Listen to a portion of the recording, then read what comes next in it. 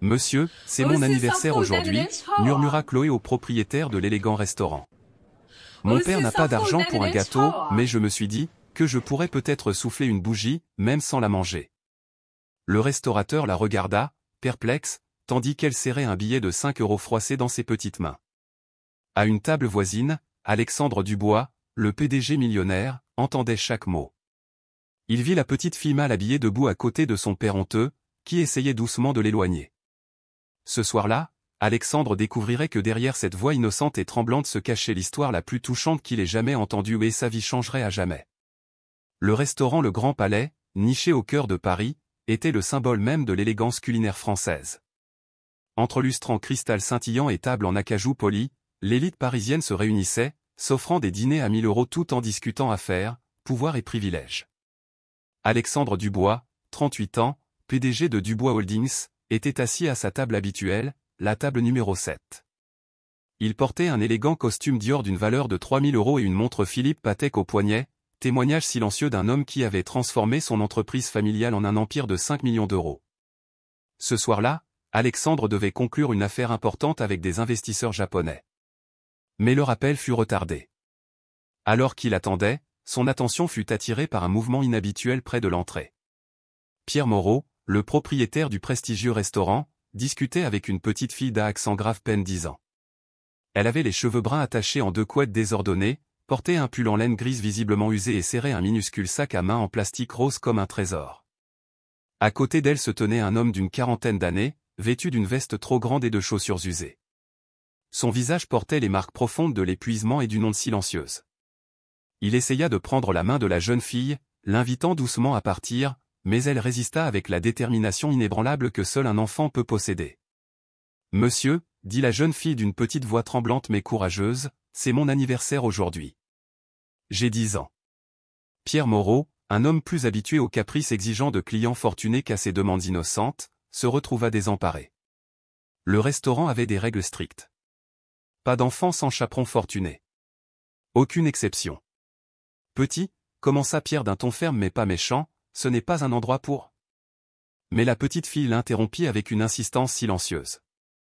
Mon père n'a pas d'argent pour un gâteau, continua Chloé. C'est ainsi qu'Alexandre l'avait entendu appeler. Elle ouvrit son petit sac à main, révélant quelques pièces et un billet de 5 € froissé. Mais je me suis dit que je pourrais peut-être souffler une bougie, même si je ne mange pas le gâteau. J'ai économisé pendant si longtemps. Alexandre, qui consultait distraitement son téléphone, s'arrêta. Quelque chose dans cette petite voix tremblante lui serrait le cœur. Il regarda de plus près. L'homme son père s'appelait Julien, à en juger par la façon dont Chloé lui parlait. Julien lui tira doucement le bras. « Chloé, s'il te plaît, allons-y. On a déjà assez dérangé. »« Mais, papa, » protesta-t-elle d'une voix brisée. « C'est mon premier grand anniversaire. C'est spécial. Et, regarde comme c'est beau ici. » Ses yeux brillaient tandis qu'il s'attardait sur les lustres, les couverts rutilants, les tables élégantes. « On se croirait dans les films de princesse, » murmura-t-elle. Julien Bernard Alexandre comprit son nom complet lorsque Pierre jeta un coup d'œil au livre de réservation et avait le visage d'un homme qui avait tout perdu, mais qui s'accrochait encore à sa dignité. Sa voix était basse, chargée d'humilité. « Monsieur, veuillez excuser le dérangement. Ma fille a aperçu le restaurant depuis la rue et a supplié d'entrer. Nous ne voulions déranger personne. » Pierre jeta un regard nerveux à la petite fille et à son père, visiblement mal à l'aise. D'autres clients commençaient à le remarquer, leur regard curieux se levant des assiettes de foie gras et des verres de vin en cristal. La réputation du Grand Palais, immaculé et intouchable, était en jeu. « Écoute, petit, » dit Pierre en adoucissant sa voix, « ce n'est pas le genre d'endroit où on n'a pas de gâteau d'anniversaire pour. » « Je ne veux pas de gâteau gratuit, » interrompit Chloé, se levant fièrement. « J'ai de l'argent. 5 €. Ce n'est pas suffisant pour un gâteau entier, mais peut-être pour une part. Ou au moins, une bougie. » Le silence qui suivit fut étouffant. Alexandre vit les larmes perler dans ses yeux tandis que Julien, gêné, la guidait doucement vers la porte. C'est alors qu'Alexandre réalisa qu'il ne s'agissait pas d'une simple demande. Il ne s'agissait pas de nourriture. Ni d'argent. Cette petite fille ne demandait pas la charité, mais un rêve. Sans hésiter, Alexandre se leva de table. Le doux bruissement de son costume et l'éclat de sa montre de créateur attirèrent l'attention de Pierre, le père, et des invités de plus en plus curieux. « Pardonnez-moi de vous interrompre, » dit Alexandre d'une voix calme et autoritaire. Je n'ai pas pu m'empêcher d'entendre. « Chloé, c'est vrai? C'est ton anniversaire aujourd'hui? » La petite fille se retourna, les yeux écarquillés de surprise et de curiosité. « Oui, » dit-elle timidement. « J'ai 10 ans aujourd'hui. C'est un chiffre important. C'est ce que dit mon professeur. » Le visage de Julien s'empourpra de honte. « Monsieur, nous ne voulons vraiment déranger personne. Nous partions? » Pas de dérangement, répondit Alexandre en souriant doucement à Chloé. Tu sais, j'ai eu 10 ans moi aussi. Il y a longtemps. C'était un âge spécial. Dis-moi, pourquoi as-tu choisi ce restaurant, entre tous, pour faire ton vœu d'anniversaire? Chloé regarda son père, puis de nouveau Alexandre, sa voix à peine plus haute qu'un murmure. On passe toujours devant en rentrant du travail de papa. C'est si beau, si élégant. Je me suis dit que si je devais faire un vœu pour mes 10 ans, ce serait dans un endroit magique, comme celui-ci. Chloé, ça suffit, murmura Julien, mortifié. Mais Alexandre avait vu quelque chose dans les yeux de cet homme. Ce n'était pas seulement la pauvreté. C'était l'amour. La fierté. Une dignité silencieuse qui n'avait pas été brisée malgré les coups cruels de la vie. Se tournant vers Pierre, Alexandre dit doucement mais fermement, « Pourriez-vous préparer une table pour 3, s'il vous plaît? J'invite Chloé et son père à dîner avec moi. » Le propriétaire a failli s'étouffer.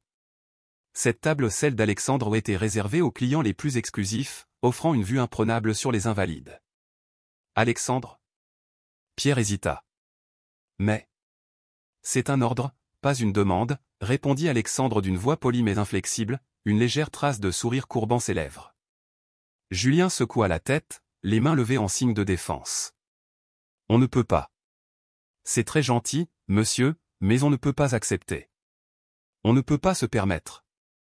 Je ne demande pas d'argent, interrompit doucement Alexandre. Et avec cela, le cours de 3 vies a commencé à changer d'une manière qu'aucun d'entre eux n'aurait pu imaginer. Alexandre, je sollicite le plaisir de ta compagnie. Chloé, serais-tu mon invité pour ton anniversaire? Les yeux de la petite fille s'illuminèrent comme des étoiles. Vraiment? On peut dîner ici? Julien regarda sa fille, puis Alexandre, puis de nouveau sa fille.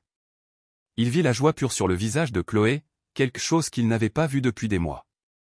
Lentement, il acquiesça.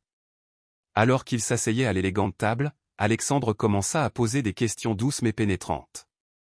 Il a découvert que Julien était un ingénieur en électronique qui avait perdu son emploi pendant la pandémie. Il avait tout vendu aux maisons, voitures, même l'alliance de sa défunte épouse juste pour subvenir aux besoins de Chloé. Il travaillait désormais comme homme à tout faire, acceptant n'importe quel travail qu'il pouvait trouver, à condition qu'il lui rapporte suffisamment pour payer une chambre louée et de la nourriture. Et la mère de Chloé, demanda délicatement Fran à Alexandre. Julien regarda sa fille qui admirait le menu avec émerveillement. Alice, elle est morte il y a 3 ans. Un cancer. Chloé était tout ce que nous avions, et maintenant, elle est tout ce que j'ai. Papa fait toujours de son mieux, dit Chloé en prenant la main de son père. Il travaille tellement dur pour moi. Mais aujourd'hui, je voulais juste me sentir spécial, ne serait-ce qu'un instant. Alexandre sentit quelque chose se briser dans sa poitrine. Cette petite fille, avec son innocence et son amour sans borne pour son père, lui enseignait ce que signifiait réellement la richesse. Pendant le dîner, Alexandre observait Julien et Chloé avec attention. Le père coupait délicatement la nourriture pour sa fille, s'assurant qu'elle buvait suffisamment, la regardant avec un amour si pur et si inexprimé qu'il était presque tangible. Chloé, quant à elle, partageait chaque bouchée avec son père, insistant pour qu'il goûte à tout car c'est trop bon pour manger seul. Quand l'heure du dessert arriva, Alexandre fit discrètement signe à Pierre. Quelques minutes plus tard, 3 serveurs sont entrés portant un magnifique gâteau à 3 étages, décoré de 10 bougies scintillantes. Sur les côtés, écrits en glaçage doré, se trouvaient les mots « Joyeux anniversaire Chloé ». Chloé mit ses mains sur sa bouche, incrédule. « C'est pour moi? Vraiment? Chaque princesse mérite un gâteau digne de son château, dit Alexandre en souriant. Les yeux de Julien étaient humides. Tu n'aurais pas dû. Ça a dû me coûter plus que ce que je gagne en une semaine. La valeur du sourire de votre fille n'a pas de prix, répondit doucement Alexandre. Chloé souffla les bougies d'un souffle puissant, fermant les yeux hermétiquement pour faire un vœu. Lorsqu'elle les rouvrit, elle regarda Alexandre sérieusement. « Qu'est-ce que tu as souhaité ?» demanda-t-il doucement. « Je ne peux pas le dire, sinon ça n'arrivera pas, » murmura Chloé, les yeux brillants. « Mais c'était pour mon père. » Cette réponse a touché Alexandre plus profondément que n'importe quel contrat de plusieurs millions de dollars qu'il avait jamais signé. Après le dîner, alors que Julien et Chloé s'apprêtaient à partir, Alexandre prit une décision impulsive. Il sortit sa carte de visite et la tendit à Julien. « Écoutez, mon entreprise a toujours besoin de bons ingénieurs. Si vous êtes intéressé, appelez-moi demain matin. » Julien regarda la carte avec incrédulité. « De Wood Holdings ? Vous êtes Alexandre de Wood ? Appelle-moi Alexandre. Et toi, appelle-moi demain. » Chloé mérite un père qui puisse se permettre de l'emmener dans des endroits comme celui-ci quand elle le souhaite. Julien serrait la carte avec des mains tremblantes. Je ne sais pas quoi dire. Dis que tu acceptes. Pour Chloé. Cette nuit-là, Alexandre n'arrivait pas à dormir. Il ne pouvait s'empêcher de penser au sourire de Chloé lorsqu'elle soufflait les bougies, à l'amour inconditionnel entre un père et sa fille, à la leçon d'humilité silencieuse qu'il avait reçue d'une fillette de 10 ans. Pour la première fois depuis des années, Alexandre se demandait si la vie qu'il menait pleine de luxe mais vide de sens était vraiment la vie qu'il désirait. Le lendemain matin, Julien a appelé ponctuellement à 9 h. Alexandre l'a immédiatement invité dans son bureau pour un entretien, qui a révélé la vérité. Julien n'était pas seulement un ingénieur compétent, c'était un génie de l'électronique, avec des brevets impressionnants à son actif. « Je te propose un poste de responsable technique. 8 000 € par mois. Horaire flexible, pour que tu puisses être avec Chloé. » Julien pâlit. « 8 000 ? Tu plaisantes ? » « Je ne plaisante jamais en affaires, » dit simplement Alexandre. 2 semaines plus tard, Julien et Chloé emménagent dans un appartement au centre de Paris. Alexandre a commencé à passer de plus en plus de temps avec eux. La petite fille l'avait adopté comme une sorte d'oncle, lui racontant tout de l'école, de ses rêves, de ses désirs secrets. Un soir, Alexandre demanda doucement à Chloé, « Pourquoi es-tu toujours seule ? Tu n'as pas de famille ? » « Je n'ai jamais trouvé les bonnes personnes, » a-t-il répondu honnêtement. « Mais nous sommes les bonnes personnes, » dit Chloé avec une simplicité désarmante. « Nous t'aimons. » Ce soir-là, Alexandre comprit que la famille qu'il avait toujours recherchée était là, devant lui. Les mois passèrent vite. Julien s'est révélé exceptionnel. Chloé s'épanouit dans sa nouvelle vie. Alexandre est devenu une présence constante, spectacle scolaire, pique-nique du dimanche, dîner de famille. En décembre, Chloé annonçait qu'elle souhaitait organiser son tout premier vrai Noël dans leur appartement. « Il faut inviter Alexandre, c'est de la famille. » La veille de Noël, lors de l'échange de cadeaux, Chloé a offert un dessin à Alexandre. 3 personnes souriantes se tenaient sous un sapin de Noël. « C'est ma famille », expliqua-t-elle timidement. « Vous êtes ma famille la plus importante. » Puis elle lui a remis une lettre. « Cher Alexandre, je souhaite t'adopter comme oncle. Signez ici si vous acceptez.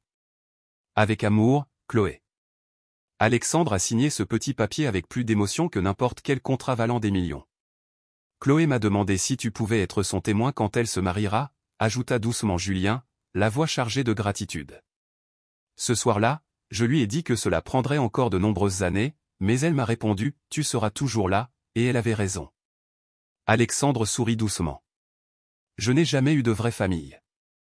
Maintenant que j'en ai une, je ne la quitterai jamais. » 2 ans après ce premier anniversaire au restaurant, la vie d'Alexandre avait complètement changé. Il avait vendu sa villa et acheté une maison plus petite, mais plus chaleureuse, à 5 minutes de chez Julien et Chloé. Leur vie était désormais magnifiquement, indissociablement liée. Chloé, alors âgée de 12 ans, était devenue une jeune fille brillante et sûre d'elle. Elle appelait Alexandre, oncle Alex, et le considérait comme un membre irremplaçable de sa famille. Julien avait bénéficié de 2 promotions, devenant progressivement l'un des cadres les plus respectés de son entreprise. Mais la transformation la plus profonde se produisait chez Alexandre lui-même.